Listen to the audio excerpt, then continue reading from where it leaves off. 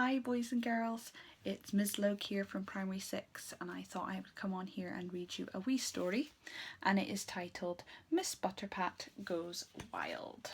It's all about a school teacher, so I thought it was pretty good for me to read. Miss Cushy Butterpat was a teacher. She sat in the school staff room each lunchtime, sipping tea, nibbling coffee creams and knitting a large blue sweater. All the staff and children thought she was a wonderful person, but perhaps a little dull. It was the last day of summer term and the long holidays were about to begin. Miss Butterpat said to her class, "Now children, I hope you all have a lovely holiday and do lots of super things. When we meet again next term, I shall want to hear all about your adventures. I'm going to stay on my uncle's farm. We're going to France for the summer holidays. Our cousins are coming from Canada, and my auntie's coming from Trinidad. I'm going camping in Scotland." "Your plans all sound wonderful," she said. "What are you going to do, Miss Butterpat?" asked Susan. "Me? Oh well, I thought I might stow away on a ship to South America, explore the jungle and live with a tribe of Indians.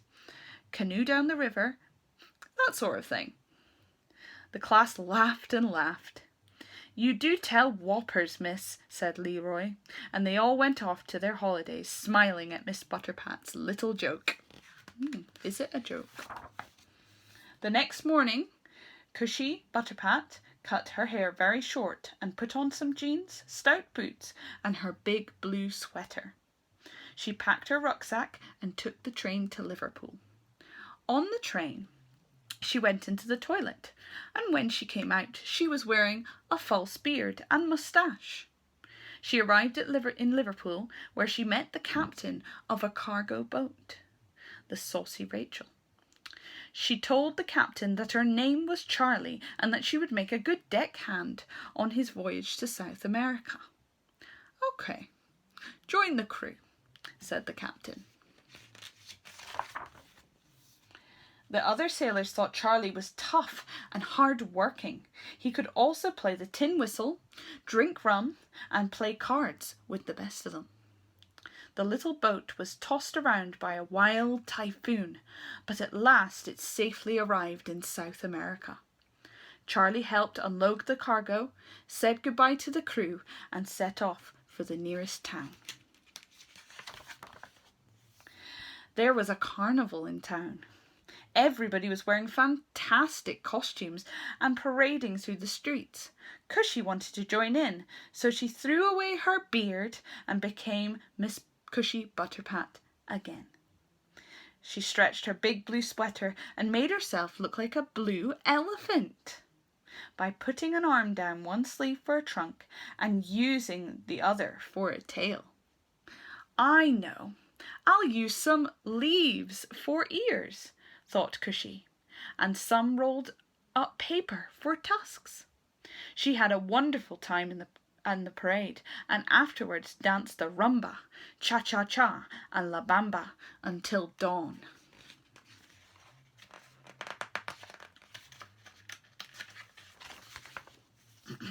The next day, Cushy caught a rusty old steamboat up the local river.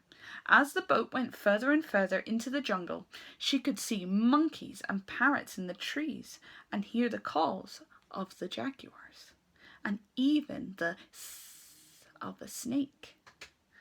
"This looks good," thought Cushy as she got off the boat. "I'm off to explore the jungle."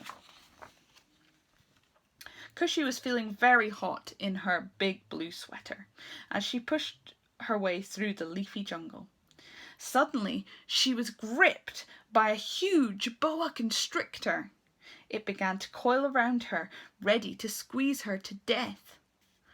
Fortunately, the blue sweater was so big and loose that Cushy was able to slip out of it before the squeeze got too tight. The puzzled snake found it had only an empty blue skin in its grip, so it slid off to find a less slippery victim. Cushy Butterpat plodded on, nibbling berries and her supply of coffee creams during the day and camping out at night. She came to another river. It was too wide and fast for her to swim across. How am I going to cross this? Cushy wondered. I know. She took off her sweater and pushed a branch through both armholes. She pushed other branches across the sides and waist until it looked like the sail of a hand glider. Then she jumped from a tree and whee!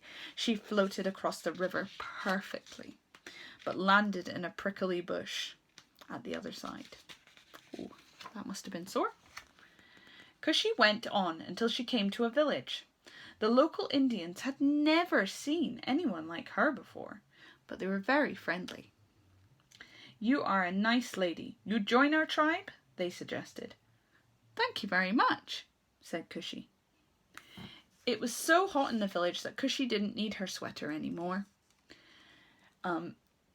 She unravelled part of it to make fishing lines. Another square of it was made into a butterfly net. Other bits went into necklaces or hair ribbons, and she taught the children how to play cat's cradle and fly a kite. Sounds like fun. She joined her new friends when they fished and went hunting with spears and bows and arrows.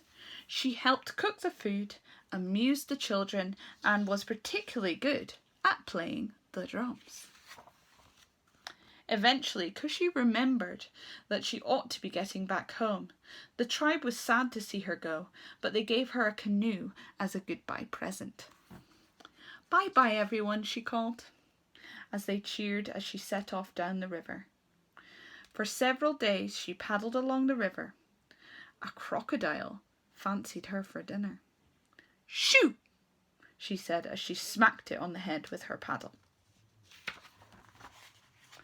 At the first big town, Cushy landed and sold her canoe. With the money, she joined in a poker game. She played against a wicked bandit called Jake and managed to win his horse, saddle, a pistol, and a bag of gold. I gonna get you, lady, said the evil Jake as he pointed his other pistol at her. But Cushy was quick. She shot a hole in his hat before he could even take aim. Then she leaped on the horse and galloped off out of town. There's her with her pistol.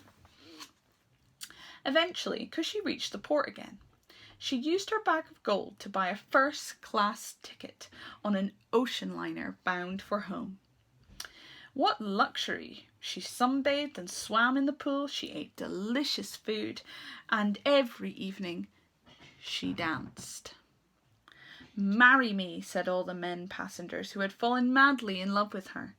They threatened to jump overboard if she didn't dance with them, but she told them not to be so silly.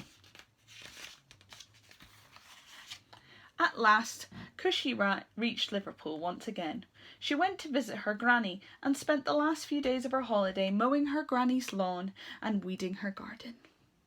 Every afternoon they had tea and coffee creams whilst Granny told Cushy all of the local gossip. Her old gran did not want to ask Cushy how she had spent the rest of her holiday. When Cushy Butterpat went to school, the other teachers were very chatty. My, you look so brown, Miss Cushy. I'm not sure that new hairstyle suits you. You've lost a bit of weight. Then they all told her about their holidays in Bognor Regis, Spain, Scarborough. Nobody bothered to ask Miss Butterpat what she'd been doing all summer. Cushy's class told her all about their holidays. I saw cows being milked. I learnt how to count 10 in French. Our cousins have got funny Canadian accents. My auntie cooked us a real West Indian food.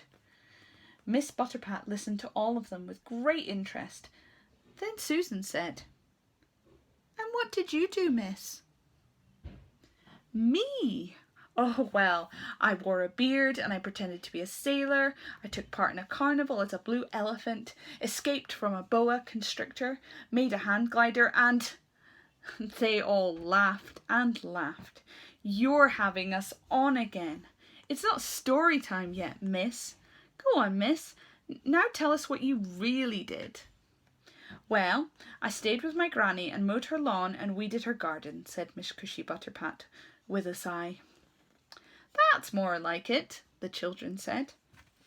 This time they believed her.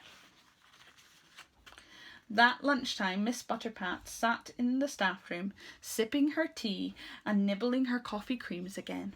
She also began to knit another huge sweater, this time a red one.